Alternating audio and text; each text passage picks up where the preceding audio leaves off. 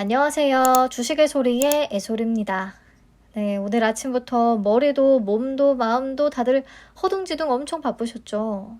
바이오 인프라는 커뮤니티 게시글에 올려드린 대로 민원 제기부터 해보시는 게 좋겠고요. 삼성 스펙 8호는 이 가격에 팔 이유는 전혀 없기 때문에 그냥 조금 놔둬볼 예정입니다. 3월의 첫 출발이 어쩐지 많이 찜찜하긴 하지만 내일 상장하는 나노팀은 조금 다를 거라고 생각을 하면서 상장의 체크포인트 같이 살펴보도록 할게요. 공모가는 13,000원이었고요. 한국투자증권에서 배정을 받았습니다. 본격적으로 들어가기에 앞서서 우선 한투의 이번 배정 현황에 대해 잠깐 짚고 갈게요. 다들 이미 눈치를 채셨겠지만 8,500주 풀청약자들의 경우에 총 배정 수량을 3주에 맞춰서 배정을 했습니다. 균등을 한 주도 못 받으신 분들은 비례를 3주까지 줬고 균등이 한 주인 분들은 비례를 2주만 받고 그래서 모두가 똑같이 동일하게 3주씩 챙기게 된 이른바 공산주의식 배정을 한 거죠. 그리고 특히 1000주와 1500주 청약자들을 보시면 균등 당첨이 안 된 분들은 비례를 한 주씩 줬고요. 그리고 균등에서 한 주가 됐으면 비례는 안 줬고 이런 식으로 해서 전부 다 최소 한 주씩은 배정을 받게끔 만들었어요. 이거는 어떻게든 한 주씩 받게끔 만들어서 청약 수수료 2,000원을 걷겠다는 심보였던 거죠. 미배정 시에는 수수료를 안 내도 되니까요.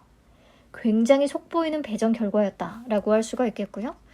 앞으로 한투에 청약을 할 때는 이런 부분까지도 고려해서 풀 청약자의 소수점이 0.6에 약간 모자른다든가 그런 경우에는 굳이 풀청약에 돈을 쓸 필요가 전혀 없겠다는 생각을 했습니다.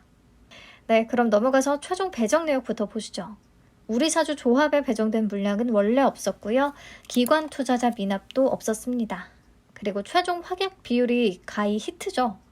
61.06%. 이게 얼마 만에 50%를 넘긴 건지 모르겠어요. 아무튼 3개월 비중이 가장 높고 또 6개월이 18.1%로 그 다음 높습니다. 이런 부분도 괜찮다고 볼 수가 있겠죠. 적용해서 최종 유통 가능 물량을 계산하면 16.89%까지 많이 감소하고요. 금액으로는 약 421억 원 정도의 규모가 되겠습니다.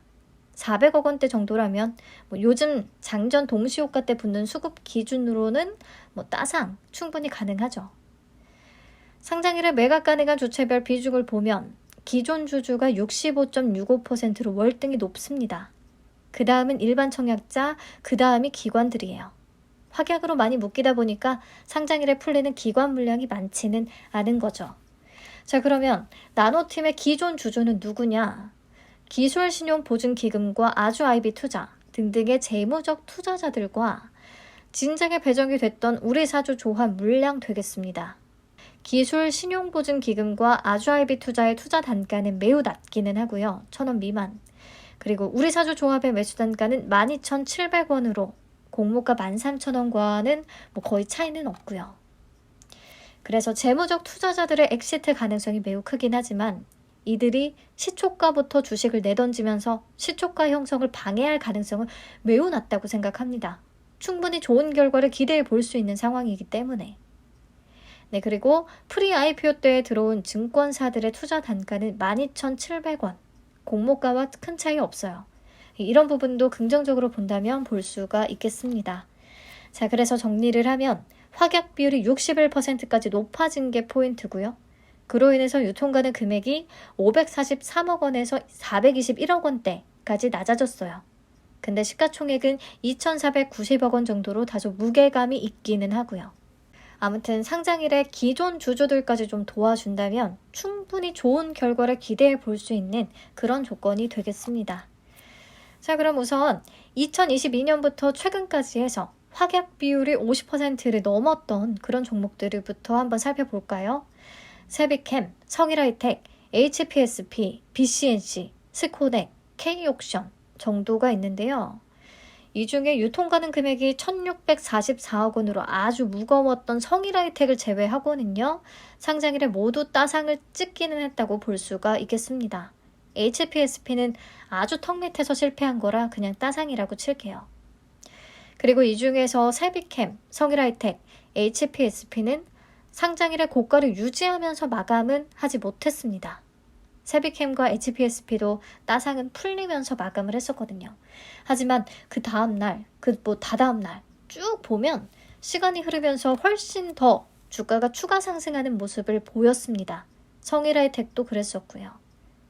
오히려 이들보다 유통시총이 훨씬 가벼웠던 BCNC, 스코넥, K옥션은 상장일에 최고가를 찍고 좀 장기간 흘러내리는 모습을 보였었어요. 여기에는 섹터의 힘을 무시할 수 없다고 생각합니다. 세비캠과 성일하이텍은 폐배터리 재활용 기업이고요. 2차전지 폐배터리. HPSP는 세계 최초로 고압수소 어닐링 장비를 상용화하는 데 성공한 기업이었고요. 그런 측면에서 나노팀도 2차전지 방열 소재를 다루고 있기 때문에 섹터는 나쁘지 않다고 생각을 하고, 그렇다면 따상 이생을 기대해 볼 수는 있을까라는 생각도 들기는 하는데요. 자, 이번에는 올해 상장한 2023년의 공모주들을 한번 쭉 보시죠. 유통가는 금액이 비슷한 규모가 센즈랩과 3기 EV거든요. 근데 두 종목 다 상장일의 따상, 그게 가장 최고가였어요. 그 이후로는 많이 빠졌습니다.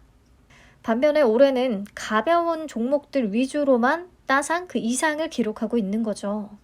그래서 나노팀이 따상 그 이상도 갈 수 있느냐? 장담은 할 수 없을 것 같고요. 이런 불확실성이 싫다면 따상이나 그 근처에서 바로 매도하는 게 속이 편할 것 같습니다. 시가총액 규모도 꽤 있긴 하니까요. 자, 오늘 바이오 인프라로 인해서 공모주 분위기가 좀 꺾인 거 아니야 하는 분들이 많이 계신데요. 사실 바이오 인프라는 업종 면에서도 가격 측면에서도 메리트는 전혀 없었습니다.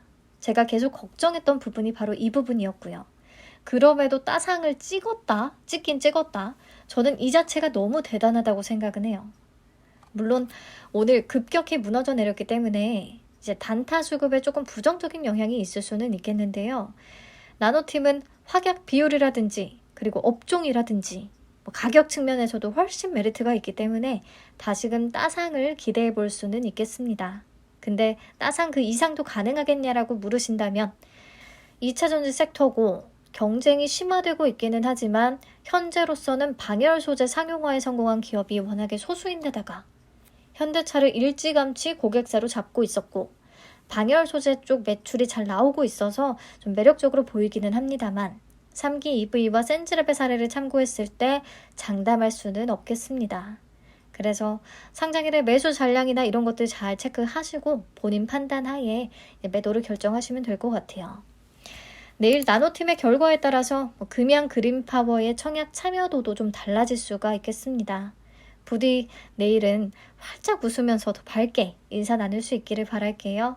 고생 많으셨습니다. 저는 금양 그린파워 1일차 마감 영상으로 또 다시 찾아올게요. 감사합니다.